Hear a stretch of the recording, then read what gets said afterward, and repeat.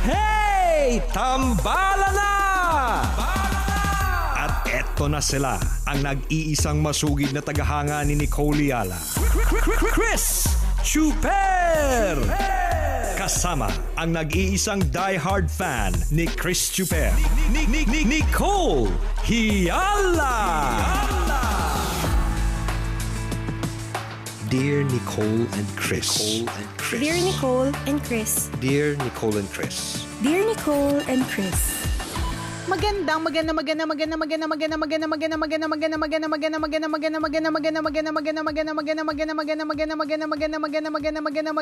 morning, Luzon, Visayas at Mindanao, Metro and Mega Manila. Hi, partner.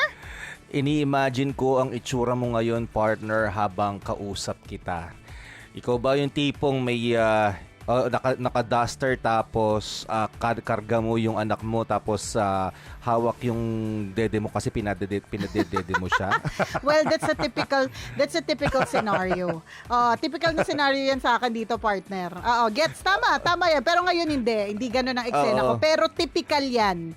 Typical yung senaryong yan. Kaya kapag halimbawa, meron po kayo nakita sa Facebook na maayos yung itsura ko, nako, hindi yan totoo. Huwag kayo maniwala. Yan throwback po yun, throwback. Throwback yan. Yan yung sinasabi natin na don't believe everything that you see on social media. Kasi, di ba, ang perfect example dyan, partner, in a lot of posts ng, kunyari, ng mga nanay, ng mga magulang, ang ipapakita nila yung area na maayos sila. Yung very small corner na maayos. Pero ang hindi nila ipapakita, yung kapag winaid yung camera, kung saan itinulak lahat ng mga kalat para magkaroon ng space na kunwari malinis. Nakakaloka talaga. Pero nakapagsuklay ka naman ngayong umaga, partner. Alam mo, isang beses lang ako isang araw nagsusuklay. At least isang araw ako, isang beses, isang buwan. Wash and wear ka naman kasi, partner. Tas kung kailangan lang sakalang, di ba? Hindi, sinusuklay ko pag-aahitan ko na para madali siyang gupitin. Oo. Pag maiksi pa yung buhok, hindi ko muna syempre sinusuklay. Ganun ako katamad magsuklay talaga. Wala ganun ako kawalang paki talaga. At marami sa atin ganun correct. Walang paki sa itsura nila ngayon sa bahay. Totoo. Kaya lang, alam mo, partner, ewan ko, siguro para sa mga babae. Pwede din para sa mga lalaki. Para maka-establish ka ng parang routine na ewan ko ito napansin ko to sa sarili ko. It may work for me, it may not work for others. Kapag parang kasi morning person tayo ever since, 'di ba, partner? So kapag halimbawa dahil gumigising naman tayo ng umaga katulad ng regular nating ginagawa pre-pandemic, dapat ginagawa mo pa rin yung regular na ginagawa mo as if papasok ka sa work. So that would mean pwede maligo, ganyan. Ewan ko, napapansin ko kasi, partner, kapag naligo ako ng hapon, parang buong araw, buong umaga hanggang hapon, parang hindi tama yung mga ginagawa ko kasi hindi ako fresh. Pero kung maaga pa lang, sasabayan ko na pagligo yung anak ko. Pagligo yung anak ko in the morning kasi may online class siya na maaga, ganyan. Parang lahat during the day, na siya, parang magagawa ko siya na maayos. Parang katulad siya ng, ewan ko ganito yung feeling ko kapag Sunday. Kapag Sunday, inuna ko yung simba.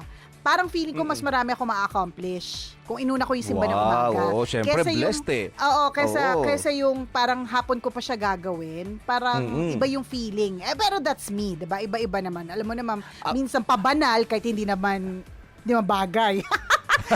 Nakakaloka yung yung in-example talaga yung pagsimba kahit parang hindi bagay sa akin. Hindi, di ba? Pero para maka-establish ang routine, maganda kung mag-start ka talaga ng pagligo, pagsuklay ng umaga. Sobrang agree ako, partner, dun sa paliligo. May magic talaga sa paliligo no? Kapag gumising ka sa umaga, diba, tapos umpisahan mong maligo ka, totoo yun ang dami mong magagawa kasi parang sinimulan mo ng fresh yung umaga, unlike pag naligo ka ng hapon or bago matulog. Masarap din naman syempre bago matulog, kaya lang parang may feeling na hindi mo nagawa ng maayos yung gawain mo sa buong maghapon kasi hindi ka naligo. Parang may kulang, may ganung magic na parang ang sarap gumising kapag ang sarap umpisahan ng umaga kapag naligo ka. 'di ba? Tapos ang sarap ipagpatuloy ng mga gawain kapag naligo ka, magluto, maglinis ng bahay, gawin yung trabaho sa office, tulungan yung anak sa online class. Dahil lamang sa paliligo, ako na-observe ko din yun eh. The moment na maligo ka, may kakaiba siyang magic. Parang energized ka. Parang na-refresh ka, na-revitalize ka compared sa Correct. araw na hindi ka naligo. Oo. Di ba? At Na-observe niyo ba yun? Oo, nakakatulong din yun para maka-experience ka ng parang normalcy or parang feeling na normal ang lahat. Kasi nag-umpisa ka ng maaga sa pagligo, nag-umpisa ka ng maaga Yes. sa pagkain. Alam mo yun, parang normal day. Yung ganun. Totoo yun. Oo. Meron nga akong kakilala, sabi, nagreklamo, magkausap kami kanina. Sabi niya, ano ba yan? Never na ako nag-glow up. Sabi niya ganyan. Paano ka mag-glow up? Tamad kang maligo. Sabi ko, every time na mag-uusap kami.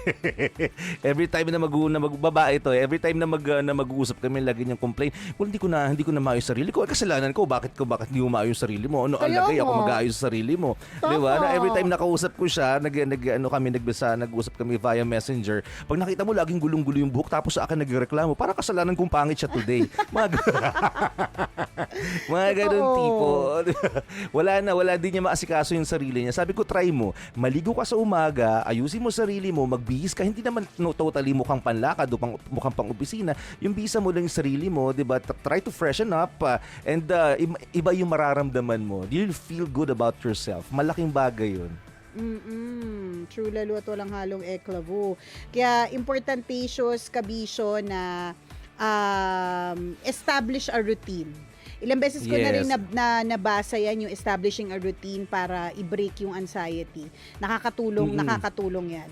Ikaw, basta hanap ka ng mga ways para maging normal pa rin yung buhay mo. Kasi ito po, sa ngayon habang hindi pa kumakalat talaga yung vaccine, habang may questions pa talaga sa mga gamot, kung dapat ba tong gamot na to o hindi, may gamot nga ba talaga, tapos effective nga ba talaga yung vaccine, yung mga ganun. Habang ganyan na medyo matagal pa, i-accept natin that this is the now normal. Hindi lang siya new normal, kundi it's the now normal. So kung halimbawa isang buong taon ka hanggang ngayon hindi pa na nakapag-adjust, medyo may na tayo dyan, may konting contribution na tayo or fault. Tama. Kung bakit hindi pa rin tayo nakapag-adjust until now. Kasi may mga iba na, although not to compare, pero may mga iba na nakapag-adjust na eh. May mga iba mas mabilis, may mga iba ngayon pa lang, ganun. Pero dapat talaga ginagawan mo na siya ng paraan kasi hindi mo dapat hintayin kung nabumalik tayo sa normal. Ang iisipin mo, ito na muna yon. Ito na yung now normal. So how do you adjust to it? Ganon. Tama. Hindi hintayin ko na lang na maging normal ang lahat. Hindi eh. Parang katulad yan, uulitin ko po kasi very important talaga to. Parang katulad ng online class. Huwag mong pabayaan na hindi mag-i-enroll yung anak mo.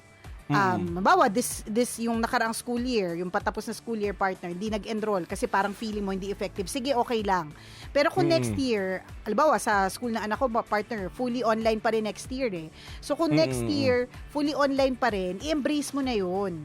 Kailangan mo na siyang tanggapin kasi kung hindi, kawawa naman yung anak mo. Yung mga iba, nag-start na silang, mapag-iiwanan siya eh. Iba nag-start na silang mag-move on, mag-move forward, na dadagdagan yung kaalaman. Ikaw, iniisip mo pa rin babalik sa dati. Paano kung hindi? Oo naman babalik yan. Paano kung it will take 1 more year or 2 more? Tama. Di ang dami na nangyari dun sa 1-2 taon, di ba? So gagawin mo na siya ng paraan. Correct. Yun yung binibigyan natin ng diin dito, mga kaibigan, na dapat makadiscover na tayo ng mga paraan para tulungan yung sarili natin. Huwag natin laging iasa sa ibang tao. 'Di ba? Huwag natin laging iasa sa gobyerno kung bakit tayo gutom. Of course, may factors sila, pero 'di ba, kung titingnan din kasi natin yung ibang mga tao, 'di ba, naka-recover na sila dahil sa pamamagitan nila ng sariling sikap at diskarte nila, 'di ba? So, hanap tayo ng paraan. 'Di ba yung mga tips na ako ang ganda nung tip na binigay sa akin ng kaibigan ko na parang ang sabi niya, para since nasa loob na nga ng bahay, hindi ka makalabas at may mga times sa kung ano-ano yung iniisip mo. Sabi niya, yung simpleng pagsabi niya na manood ka ng mga videos na nagbibigay sa iyo ng good vibes. Yung mga videos na nagbibigay sa iyo ng laughter. Totoo, napakasimple lang nung sinabi niya, pero nung ma-realize mo yung sinabi niya, ang laki palang tulong. And sino mag-aakala at that same day, nag-download ako ng isang app na na punong-puno ng ng mga Bible verses, yung mga apps na nagbibigay sa akin para ma-motivate ako sa pang-araw-araw na buhay. Yung mga ganun tipo. Parang apps na prayer a day. May mga ganun tipo yung mga ganung simpleng paraan, yung mga ganung simpleng tulong sa sarili, 'di ba? Ma-realize mo na talaga dapat pala ituloy ang buhay at kaya ko naman pala. 'Di ba? Na hindi natin kahit hindi natin iasa sa ibang tao sa gobyerno. So tulungan po natin yung sarili natin, 'di ba? Tayo na mismo yung magbigay ng liwanag sa madilim nating daanan. Huwag nating Correct. laging iasa sa ibang tao. Tingnan mo nga Yung yung ibang sinasabi tao. natin. Ibang tao nga, partner, sobrang na nakapag-adjust. Katulad na isa nating tambalanista. Sabi niya, Dear Nicole and Chris, tambalanista niyo po ako since 2011. Ano po ba ang dapat kong gawin? Kasi po, ako po ay ngayong ECQ Season 2, nalaman ko na buntis na naman. Nung ECQ Season 1, nabuntis po ako, kakapanganak ko pa lang po. Nalaman ko na naman, nabuntis na naman ako ngayong ECQ Season 2. Ito yung sinasabi ko, partner, na may mga tao talaga napag-adjust na. Alam mo yun, parang adjust na nga. Oo, kasi isipin mo, alam mo, para makabuo ka ng anak, ibig sabihin nan parang medyo stress-free ka. Alam mo yun, parang everything is working well for you, ganyan. So, may mga taong katulad dito na nabuntis. So, ang problema niya naman, sabi niya, Nicole and Chris, ang hirap naman itong sitwasyon ko. Hindi po ko pa nga alam kung saan ako kukuha ng pang-sustain sa pangalawa kong anak. Ngayon, may pangatlo na naman. Third ko na po ito. Ano po ba dapat kong gawin? Naku, wala po kaming maambag dyan. Kasi nung ginawa nyo po yan, wala rin kaming ambag doon. Kayong dalawa lang naman mag-jowa. Mag-asawa yung nag-ambagan siya at nag-aanuhan. Tapos sa panahon ng responsibilidad, kasali kami. Bakit? Huwag ganon. Huwag ganon. Oo. Kayo nag-enjoy dyan eh. Di ba? Kayo ang, di ba, dinala ang mga sarili sa rurok ng kaligayahan. Tapos ngayon namong problema, di dapat kayo lang din dalawa. Di ba? Oo, totoo yan. Kayo magkaagapay dyan, di kayo din na magkaagapay. Pagdating sa problema, huwag tayong nandadami na ibang tao. May kanya-kanya tayong problema. Ay, nako. Well, una, as always naman, laging sinasabi. Sabi to ng isa kong kaibigan, bakit daw kapag ka ang isang tao ay nabubuntis, sinasabi na ang bata ay isang angel. Yan. Ang reason daw kung bakit daw ganun is that kasi may ibang mga tao na hindi nagkakaanak. May mga ibang tao na kahit anong effort nila, hindi sila nagkakaanak. So, para biyayaan ka ng anak is a blessing in itself. So, parang ganun. So, yun yung sinasabi kung bakit dapat sabihin na blessing kapag ka nabubuntis. So, dun mo na lang talaga tingnan sa aspetong yan, 'di ba? Alam mo, katulad nga na sinabi namin, sa ngayon, parang hindi pa normal ang lahat. Pero magno-normalize din naman ng lahat. Makakabawi ka rin naman in terms of paghanap ng trabaho, ganyan. Pero for now, i-enjoy mo na lang na meron ka na naman bagong biyaya, 'di ba? Bagong blessing. Wala naman tayong magagawa, nandiyan na 'yan. Totoo 'yan. Bad naman kung mag-isip ka ng hindi maganda, 'di ba? Correct. Kaya may nag-send sa akin, partner, kamakailan lang basahin ko. Ito nakakatawa at talagang on point and real talk talaga. Ang title ng post niya is mga dapat tandaan habang lockdown. Marami-rami ito pero konti lang yung babasahin ko. Isa dito is, hindi ka ba na-inform na mahirap ang bansa natin? Huwag mong hanapin ang tulong na kayang ibigay ng mayayamang bansa sa may... ano to? Ulit. Huwag mong hanapin ang ayusin tulong. mo. Paano ka makakatulong? Take 3. Ulit. Yung actor walang alam. Ito. Pakinggan Okay, nyo game. mabuti ha. Hindi ka ba na-inform na mahirap ang bansa natin?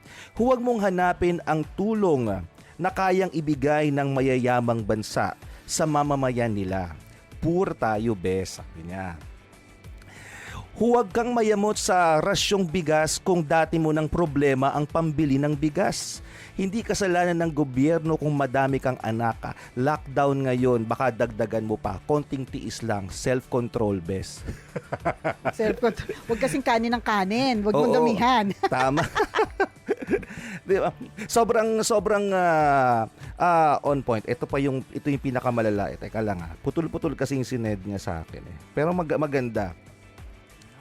Eto, noong panahon na wala pang COVID, nagtatrabaho kami ng maayos at nagsakripisyo na mawalay sa mga pamilya namin, habang yung iba nakatambay lang.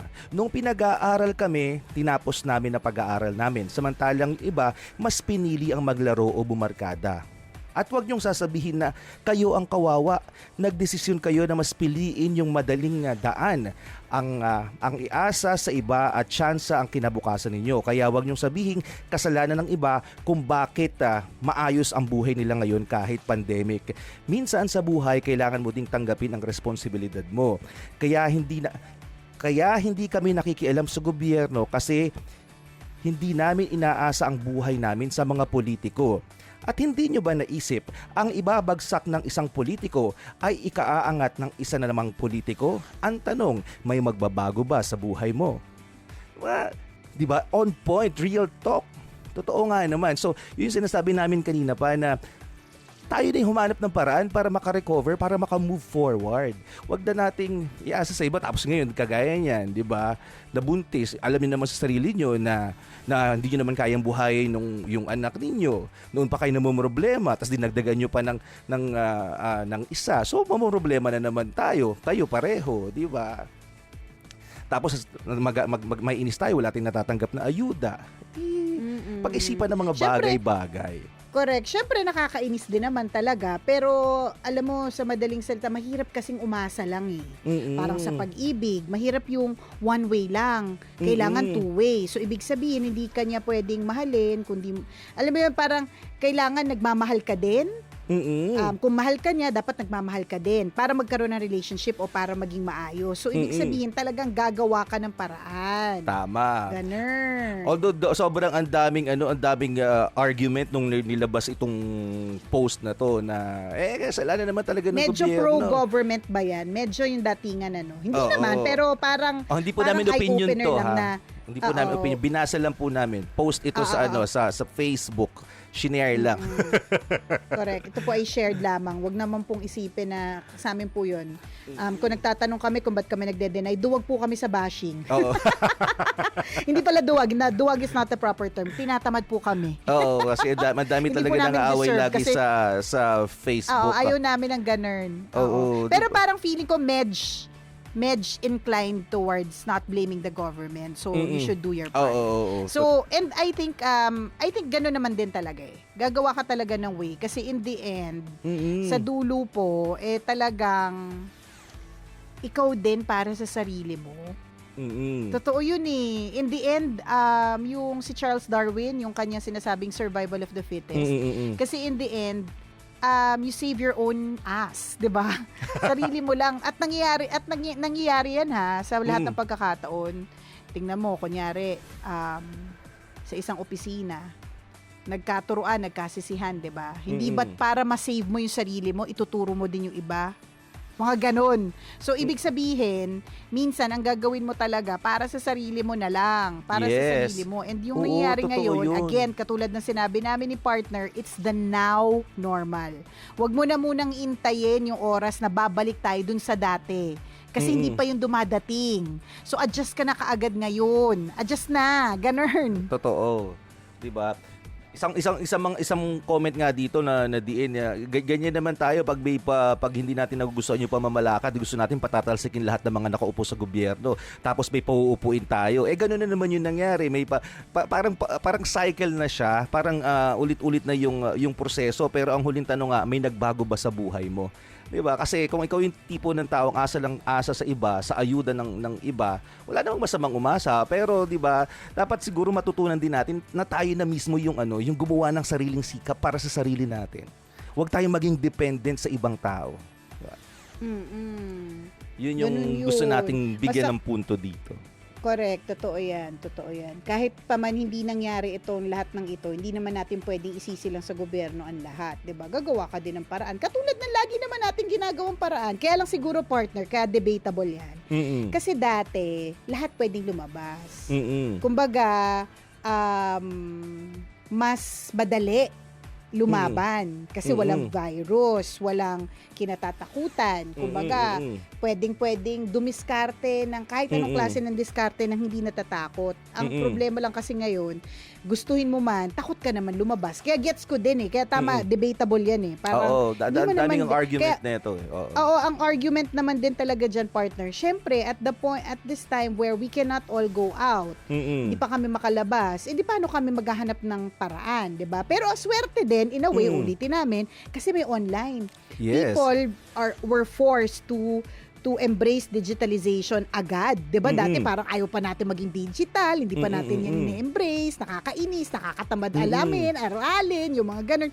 Pero wala Walang choice kasi ito yung way to go. Ito yung way para mabuhay pa rin ng hindi mo kailangan laging lumalabas. Yung Totoo ganun. yan. Nababasa ko na yung isang partner, isang magbabash siya sa atin ngayon. Nasasabi nyo lang kasi okay yung buhay nyo. Nasasabi nyo lang kasi hindi nyo naiintindihan yung buhay naming mga mahihirap. Naku, nakikinikinit ako na partner. Di ba yung, yung mga magko-comment sa atin. Nasasabi nyo lang kasi di nyo man nararamdaman yung paghihirap namin ngayon. Alam nyo, naghihirap din kami pero gumagawa kami ng diskarte sa buhay namin para makamove forward sa buhay. Di ba?